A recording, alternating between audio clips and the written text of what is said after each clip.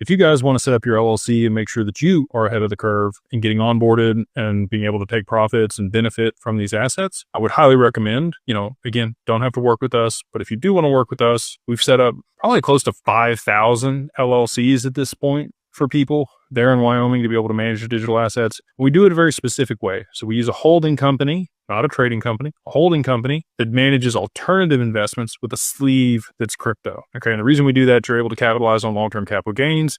We do as a single member LLC, unless you're in one of the 15 states that has a qualified joint venture where you and your spouse can contribute to a company without any tax implications.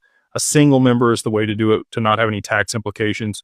Multi-members will trigger tax implications if you have appreciation on the asset. Doing it in Wyoming, like I mentioned before, you get creditor protection. You have the anonymity there because the attorney's information is what's listed on the document publicly. You also get, charging order protection there in Wyoming, very similar to Nevada. Nevada and South Dakota are also great jurisdictions to file companies in to be able to protect assets, provide anonymity, have cheap cost of operating. Wyoming's best for digital assets because of the progressive regulations there in that state. So again, if you want to work with us, we would love to work with you and get you set up. So you just go over to digitalfamilyoffice.io and use the code 50OFF, 50OFFDAG LLC. Get you everything end to end for your LLC, including maintaining your corporate veil and the creditor protection that's paramount. Also, I will say this, if you want to set up a living trust to be able to have a pour-in will so that those assets won't go through probate, we'll do that for you also in whatever state you reside in. We can structure that with our paralegal group that we work with named Laughlin, which will again be the one that does the corporate veil service and a lot of the other things that we're working with people on. And that's another $500, I think, for the living trust, which is super cheap. If you go work with an attorney in your state, they're going to charge you somewhere between $1,000 and $3,000 just for that living trust.